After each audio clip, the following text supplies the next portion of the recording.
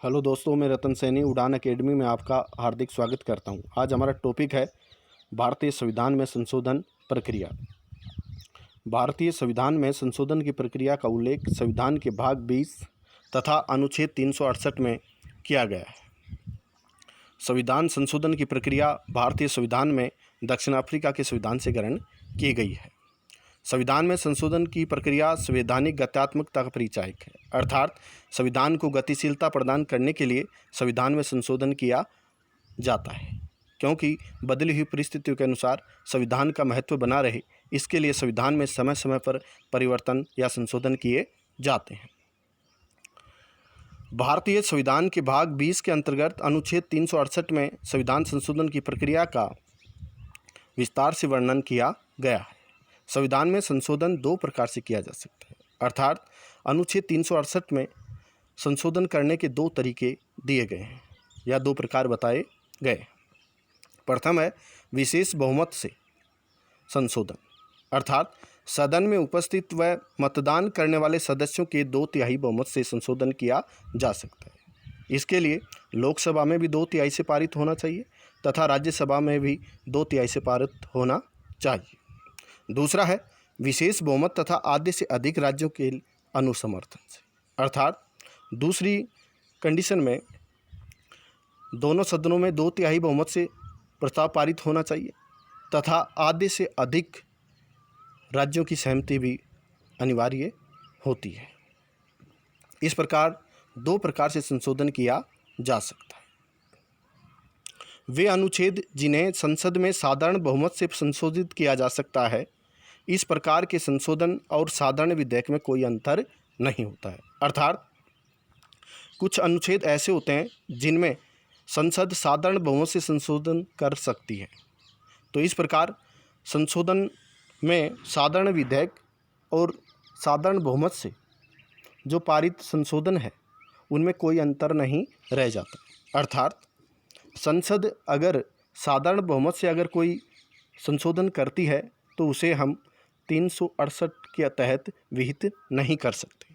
इस प्रकार साधारण बहुमत से किए गए संशोधन को अनुच्छेद 368 के तहत नहीं मान सकते, तो इनके लिए अनुच्छेद 368 में विहित प्रक्रिया को अपनाना आवश्यक नहीं है।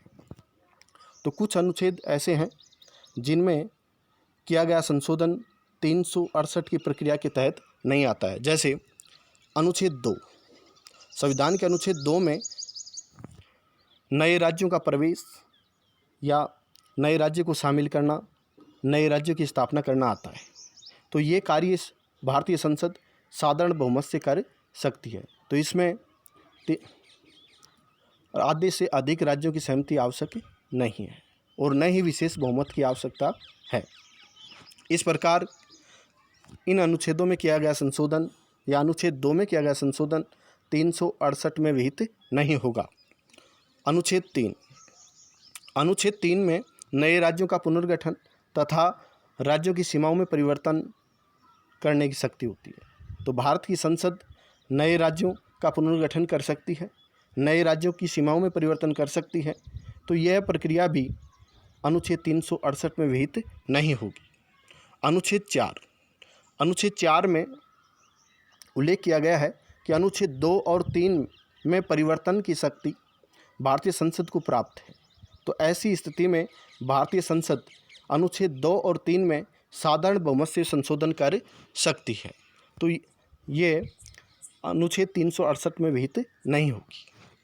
अनुच्छेद 169 में संशोधन करने के लिए अनुच्छेद 368 में विहित प्रक्रिया को अपनाना आवश्यक नहीं है। अनुच्छेद 169 में उल्लेख किया गया है कि भारतीय संसद किसी राज्य में विधान परिषद का गठन कर सकती है और विधान परिषद को समाप्त भी कर सकती है। इसके लिए उसे विशेष बहुमत की कोई आवश्यकता नहीं है। ये कार्य भारतीय संसद साधारण बहुमत से कर सकती है।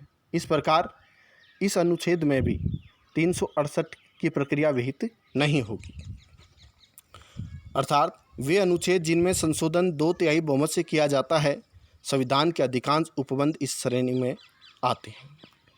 दूसरा यह है कि भारतीय संविधान के अधिकांश अनुच्छेद साधारण बहुमत से या 2/3 बहुमत से संशोधित किए जा सकते हैं। अर्थात संविधान के अधिकांश उपबंध इस श्रेणी में आते हैं कि संसद 2/3 बहुमत से उनमें संशोधन कर सकती है। संविधान के वे अनुच्छेद जिनमें संशोधन के लिए संसद के 2/3 बहुमत के साथ साथ विधानमंडलों की भी सहमति या स्वीकृति आवश्यक होती है। तो जिन अनुच्छेदों में संशोधन करने के लिए विशेष बहुमत के साथ आधे से अधिक राज्यों की सहमति अनिवार्य होती है, वे इस प्रकार हैं। जैसे अनुच्छेद 54, राष्ट्रपति का निर्वाचन की प्रक्रिया में अगर कोई परिवर्तन किया जाए तो आधे से अधिक राज्यों की सहमति आवश्यक होगी। अनुच्छेद 55 में राष्ट्रपति के निर्वाचन की विधि का वर्णन किया गया है। अगर राष्ट्रपति के निर्वाचन की विधि में अगर किसी प्रकार का परिवर्तन किया जाएगा तो इसके लिए आधे से अधिक राज्यों की सहमति आवश्यक होगी। अनुच्छेद 73 में संघ की कार्यपालिका शक्ति के प्रसार का वर्णन है। अर्थात संघ की कार्यपालिका शक्ति के प्रसार में अगर कोई परिवर्तन करना है या संशोधन करना है तो उसके लिए भी विशेष प्रक्रिया अपनानी होगी। अनुच्छेद 162, राज्यों की कार्यपालिका शक्ति का विस्तार। तो राज्यों की कार्यपालिका शक्ति में भी अगर परिवर्तन करने के लिए या परिवर्तन करना है तो विशेष बहुमत प्लस आधे से अधिक राज्यों की सहमति लेनी आवश्यक होगी। अनुच्छेद 241, केंद्र शासित क्षेत्रों के लिए उच्च न्यायालयों की व्यवस्था। अगर इसमें भी परिवर्तन किया जाए तो विशेष बहुमत के साथ आधे से अधिक राज्यों की सहमति लेनी अनिवार्य होगी। राज्यों के लिए उच्च न्यायालय, संघ राज्य विधायी संबंध, 7वीं अनुसूची का कोई विषय, संसद में राज्यों का प्रतिनिधित्व। अगर इनमें से कोई परिवर्तन करना है या संशोधन करना है तो ऐसी स्थिति में विशेष बहुमत के साथ आधे से अधिक राज्यों का अनुसमर्थन लेना आवश्यक होता है। आदि में संशोधन के लिए राज्य विधानमंडलों की स्वीकृति भी आवश्यक होती है। संविधान में संशोधन को लेकर लोकसभा और राज्यसभा में विवाद होने पर संसद का संयुक्त अधिवेशन नहीं बुलाया जा सकता। अगर संविधान में संशोधन करने के मामले में लोकसभा और राज्यसभा में किसी भी प्रकार का विवाद उत्पन्न हो जाता है तो इस विवाद को समाप्त करने के लिए संसद का संयुक्त अधिवेशन नहीं बुलाया जा सकता। जबकि संसद का संयुक्त अधिवेशन अनुच्छेद 108 के तहत बुलाया जाता है। संयुक्त अधिवेशन भारत का राष्ट्रपति बुला सकता है तथा संयुक्त अधिवेशन की अध्यक्षता लोकसभा का अध्यक्ष करता है। भारत की संसद में अब तक 126 संशोधन विधेयक प्रस्तुत किए गए हैं तथा भारतीय संविधान में अब तक 104 संशोधन किए जा चुके हैं। तो भारतीय संसद में संशोधित विधेयक या संशोधन विधेयक 126 प्रस्तुत किए गए हैं तथा अब तक संशोधन 104 हुए हैं। तो आइए हम प्रमुख संविधान संशोधनों की चर्चा करते हैं। संविधान के महत्वपूर्ण संशोधन इस प्रकार हैं। पहला संशोधन 1951 में हुआ था। इस संशोधन द्वारा 9वीं अनुसूची को शामिल किया गया था। प्रथम संशोधन में 9वीं अनुसूची या 9वीं अनुसूची को शामिल किया गया था। 9वीं अनुसूची में भूमि सुधार अधिनियम को शामिल किया गया था। भूमि सुधार से अभिप्राय यह है कि इससे पूर्व जमीन जागीरदारों के पास थी। इस संशोधन के बाद जमीन कृषि करने वाले किसानों को सौंप दी गई थी। दूसरा संशोधन या इसमें चौथा संशोधन है 2 नंबर पे 27 अप्रैल 1955 को हुआ। इसके द्वारा संपत्ति के अधिकार संबंधी अनुच्छेद 31 तथा 31A में संशोधन किया गया। छठा संशोधन, इसके अंतर्गत अंतर्राज्य व्यापार तथा उद्योग के क्रय विक्रय को संघीय सूची में शामिल कर दिया गया। सातवां संशोधन 1956 में हुआ। इस संशोधन द्वारा राज्यों को अ, ब, स और द वर्गों में विभाजन समाप्त कर उन्हें 14 राज्यों और 5 केंद्र शासित क्षेत्रों में विभक्त कर दिया गया। राज्य पुनर्गठन आयोग से पूर्व भारत के राज्यों को 4 श्रेणियों में बांटा गया था। ए श्रेणी, बी श्रेणी, सी श्रेणी और डी श्रेणी। लेकिन 7वें संशोधन में ये वर्गों को समाप्त करके भारत के राज्यों को 14 राज्य और 5 केंद्र शासित प्रदेशों में विभक्त कर दिया गया था। अगला है 9वां संशोधन। ये संशोधन 1960 में हुआ था। इस संशोधन के द्वारा नेहरू नून समझौते के अनुसार भारत और पाकिस्तान के बीच प्रदेशों की अदला बदली की गई थी। तो 9वां संविधान संशोधन 1960 में हुआ था। इस संशोधन के द्वारा पाकिस्तान को बेरूबाड़ी क्षेत्र सौंपा गया था, अर्थात भारत का बेरूबाड़ी क्षेत्र पाकिस्तान को सौंपने के लिए 9वां संशोधन 1960 में किया गया था। यह भूमि नेहरू नून समझौते के अनुसार पाकिस्तान को सौंपी गई थी। 10वां संशोधन। यह संशोधन 19 अगस्त 1961 में किया गया था। इस संशोधन द्वारा पुर्तगालियों की अधीनता से मुक्त हुए क्षेत्रों दादर और नगर हवेली को भारतीय संघ में शामिल किया गया और उन्हें संघीय क्षेत्र की स्थिति प्रदान की गई। अगला संशोधन है 12वां संशोधन। इस संशोधन द्वारा गोवा, दमन और दीव का 20 दिसंबर 1961 से भारतीय संघ में एकीकरण कर दिया गया। तो गोवा को भारत में शामिल किया गया था 12वें संशोधन के द्वारा, और ये संशोधन हुआ था 1962 में। इस संशोधन के द्वारा गोवा, दमन और दीव को भारतीय संघ में शामिल कर लिया गया था। अगला संशोधन है 14वां संशोधन। यह संशोधन 1963 में हुआ। इसके द्वारा भारतीय संघ के कुछ केंद्र शासित क्षेत्रों हिमाचल प्रदेश, गोवा, दमन और दीव, पांडिचेरी और मणिपुर के लिए विधानसभाओं की व्यवस्था की गई थी। अर्थात 14वें संशोधन के द्वारा केंद्र शासित प्रदेशों में विधानसभाओं की व्यवस्था की गई थी। 15वां संशोधन 1963। इस संशोधन द्वारा उच्च न्यायालय के न्यायाधीशों का कार्यकाल 60 वर्ष की आयु के स्थान पर 62 वर्ष की आयु तक कर दिया गया था। तो ये 15वें संशोधन के द्वारा 60 वर्ष की आयु से 62 वर्ष की आयु तक कर दिया गया था। अगला है 22वां संशोधन 1968। इस संशोधन द्वारा मेघालय राज्य की स्थापना की गई थी। तो मेघालय राज्य की स्थापना कौन से संशोधन के द्वारा की गई थी? 22वें संशोधन के द्वारा 1968 में। 26वां संशोधन 1971। इस संवैधानिक संशोधन द्वारा भूतपूर्व देशी रियासतों के शासकों का प्रिवीपर्स समाप्त कर दिया गया है। ये संशोधन महत्वपूर्ण है। इससे संबंधित कई बार कंपटीशनों में प्रश्न पूछे गए हैं। तो देशी रियासतों के शासकों का प्रिवीपर्स कौन से संशोधन के द्वारा समाप्त किया गया था? 26वें संशोधन के द्वारा। यह संशोधन 1971 में हुआ था। अगला संशोधन है 35वां संशोधन। यह संशोधन 1974 में हुआ। इस संवैधानिक संशोधन द्वारा सिक्किम को भारतीय संघ के सह राज्य का दर्जा प्रदान किया गया। तो सिक्किम को सह राज्य का दर्जा कौन से संशोधन के द्वारा दिया गया?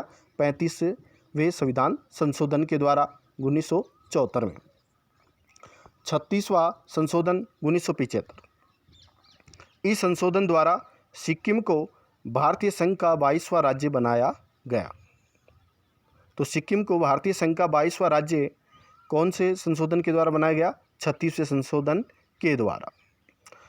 35वें संशोधन और 36वें संशोधन से संबंधित भी कई बार कंपटीशन में प्रश्न पूछे जा चुके हैं। अगला है 41वां संशोधन 1976।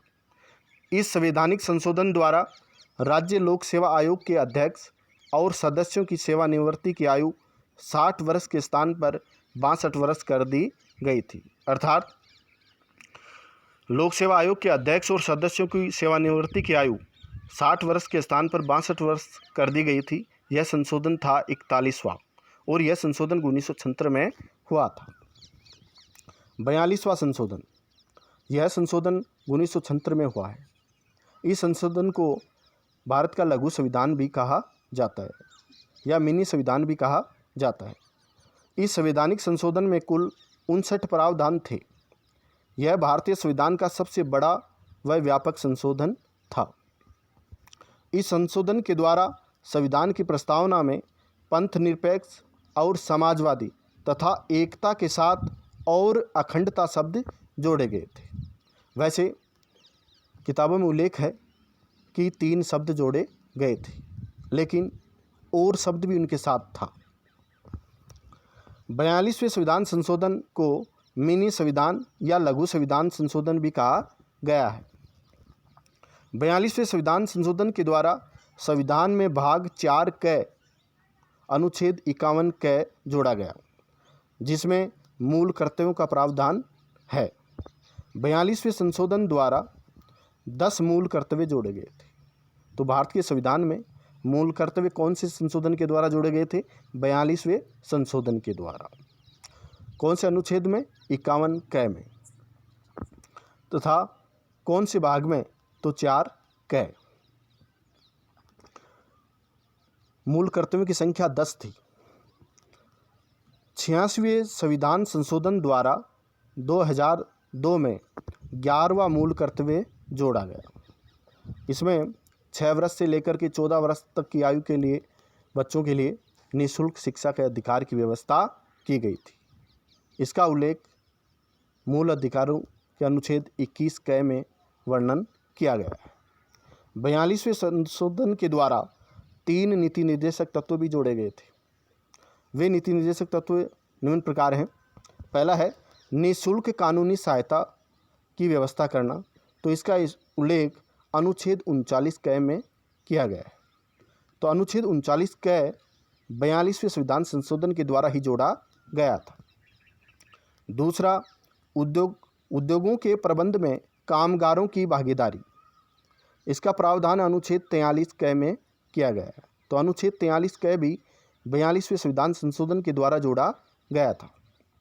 तीसरा है पर्यावरण की सुरक्षा व सुधार तथा वन्य जीवों की सुरक्षा।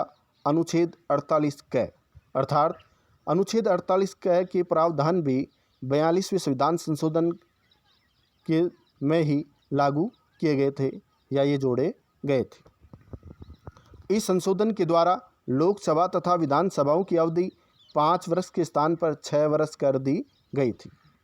42वें संविधान संशोधन के द्वारा लोकसभा और राज्य विधानसभाओं का कार्यकाल 1 वर्ष बढ़ा दिया गया था, अर्थात 5 वर्ष की जगह 6 वर्ष कर दिया गया था।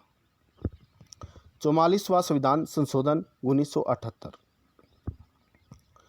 44वां संविधान संशोधन 1978 में हुआ था।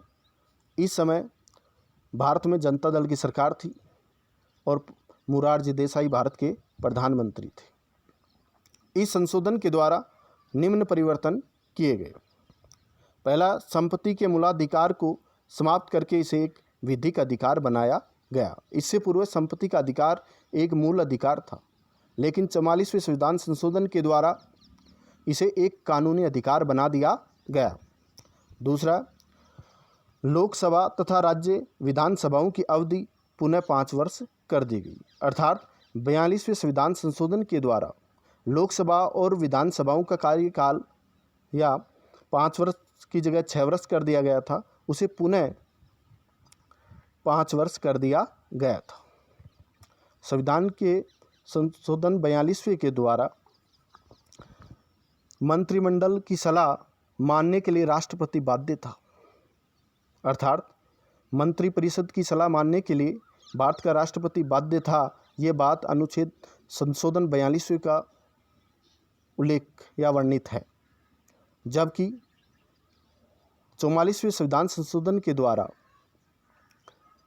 मंत्रिमंडल के द्वारा दी गई सलाह या दिए गए परामर्श को भी राष्ट्रपति पुनर्विचार के लिए लौटा सकता है।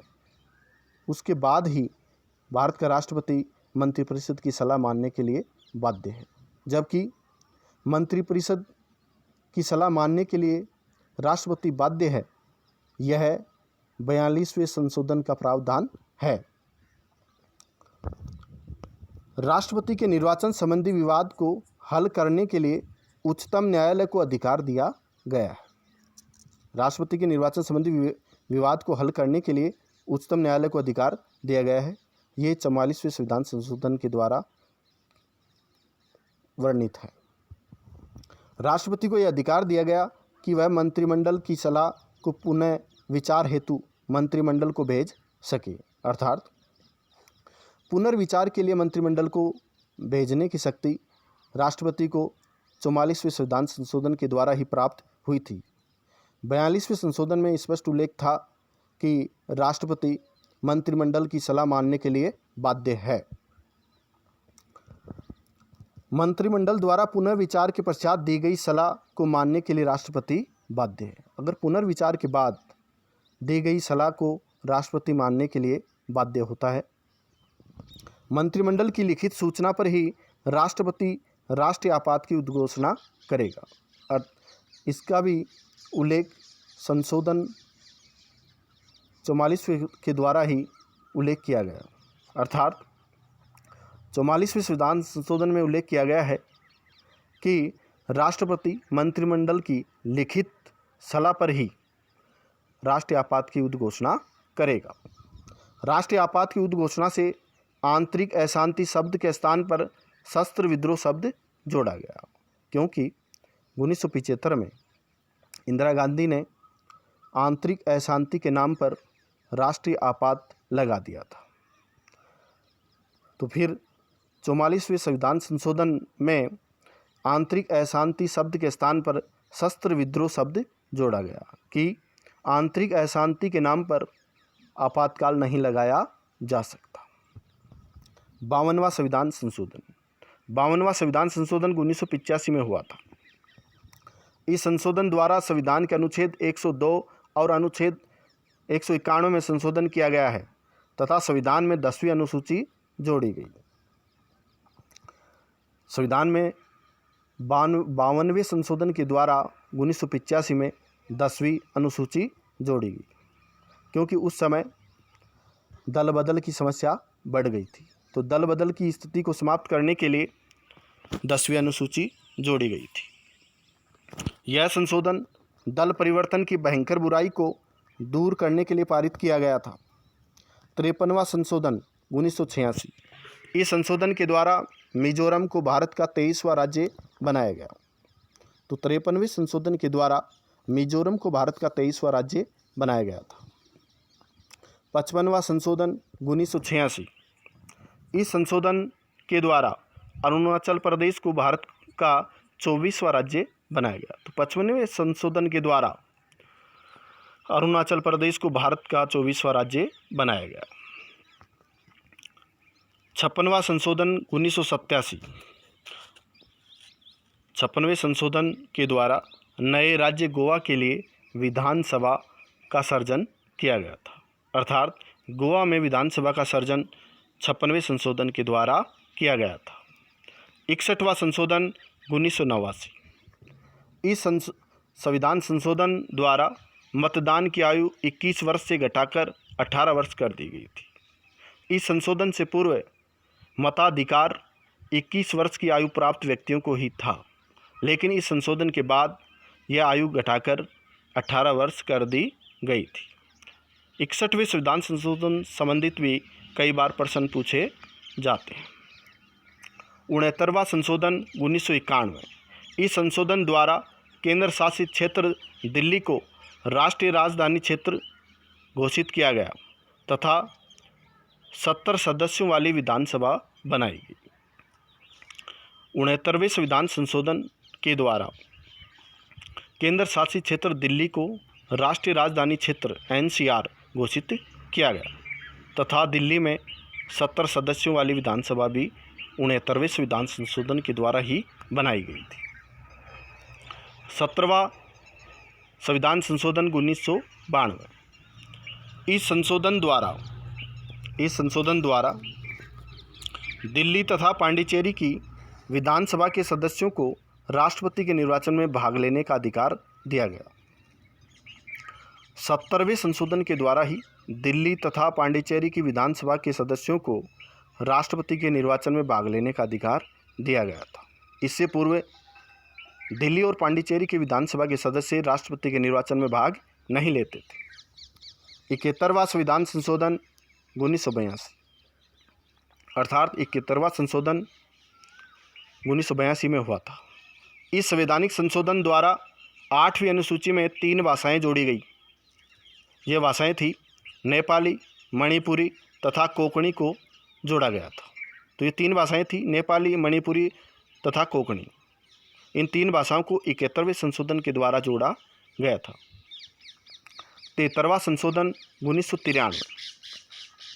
इस संशोधन द्वारा संविधान में 11वीं अनुसूची जोड़ी गई, अर्थात पंचायती राज अधिनियम के प्रावधान इसमें किया गया।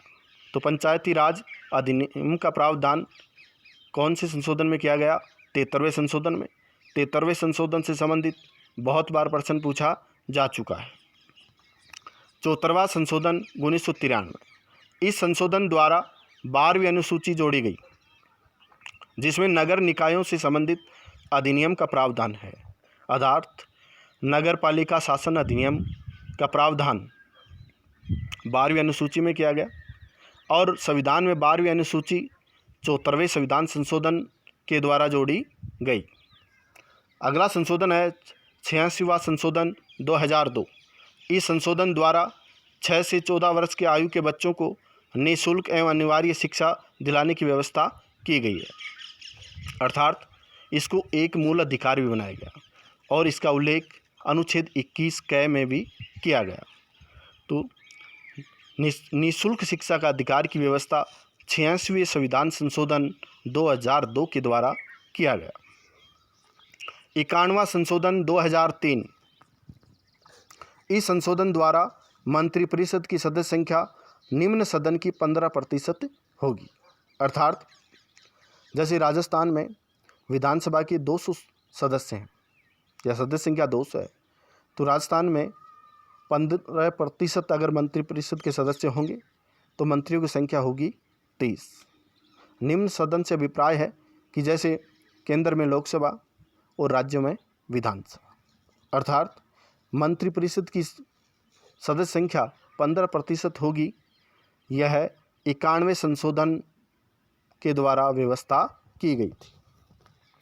लेकिन जिन राज्यों में विधानसभा की सदस्य संख्या 40 हो तो, अर्थात विधानसभा की सदस्य संख्या 40 ही हो तो अधिकतम 12 मंत्री होंगे। कितने मंत्री होंगे? 12 मंत्री होंगे। 91वें संशोधन के द्वारा दल बदल व्यवस्था में भी संशोधन किया गया। 52वें संशोधन के बाद पुनः दल बदल से संबंधित 91वें संशोधन में के द्वारा परिवर्तन किया गया। 52वां संशोधन 2003। इस संवैधानिक संशोधन द्वारा 8वीं अनुसूची में 4 भाषाओं को जोड़ा गया। ये भाषाएं थी मैथिली, बोडो, डोगरी और संथाली। वर्तमान समय में 8वीं अनुसूची में कुल 22 भाषाएं हैं। इससे संबंधित भी कई बार प्रश्न पूछा जाता है कि 8वीं अनुसूची में वर्तमान समय में कितनी भाषाएं शामिल हैं, तो वो भाषाओं की संख्या 22 है। कितनी है? 22। 96वां संविधान संशोधन 2011। इस संशोधन द्वारा उड़ीसा का नाम बदलकर ओडिशा कर दिया गया। तो इस संशोधन के द्वारा उड़ीसा का नाम बदलकर ओडिशा कर दिया गया। तो उड़ीसा का नाम ओडिशा 96वां संविधान संशोधन के द्वारा ही किया गया था। तो 96वें संशोधन से संबंधित कंपटीशन में प्रश्न पूछा गया है कि कौन से अनुच्छेद या कौन से संशोधन के द्वारा उड़ीसा का नाम ओडिशा कर दिया गया था, तो वह संशोधन है 96वां। 99वां संशोधन 2014। इस संशोधन द्वारा राष्ट्रीय न्यायिक नियुक्ति आयोग के गठन और उसके कार्यों का प्रावधान करता है, अर्थात इस संशोधन के द्वारा राष्ट्रीय न्यायिक नियुक्ति आयोग के गठन और उसके कार्यों का प्रावधान इसमें किया गया है। 16 अक्टूबर 2015 को उच्चतम न्यायालय ने 99वें संविधान संशोधन को असंवैधानिक घोषित कर दिया तथा राष्ट्रीय न्यायिक नियुक्ति आयोग के गठन की प्रक्रिया को रद्द कर दिया।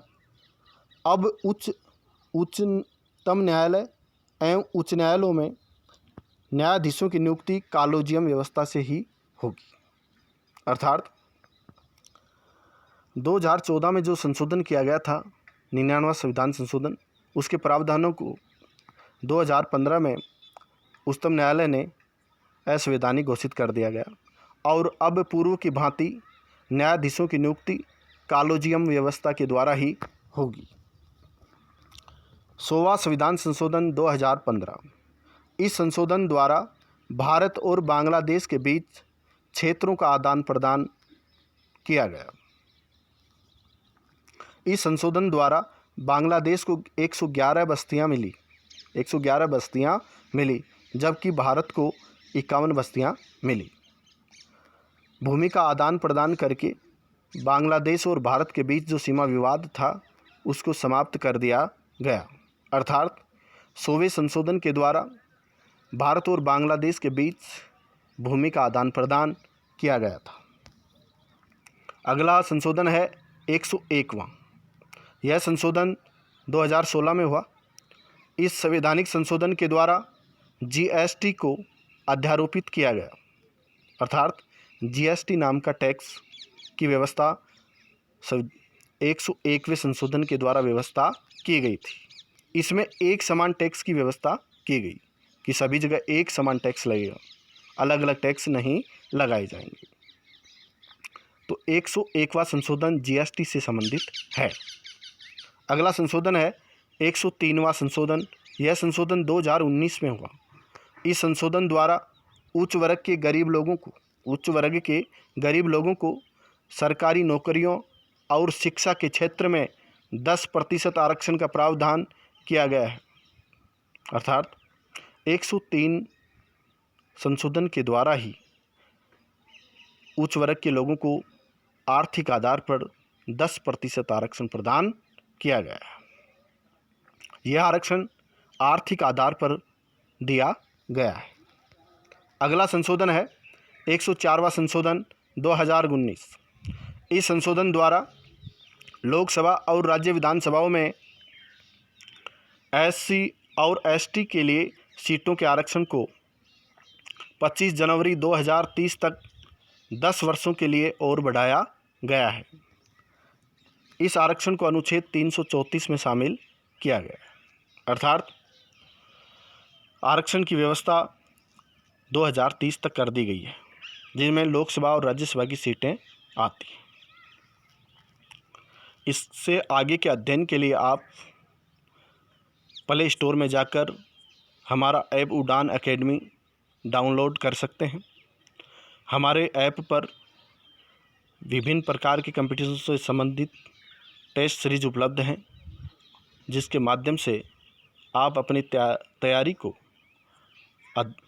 और अधिक बढ़ा सकते हैं। धन्यवाद।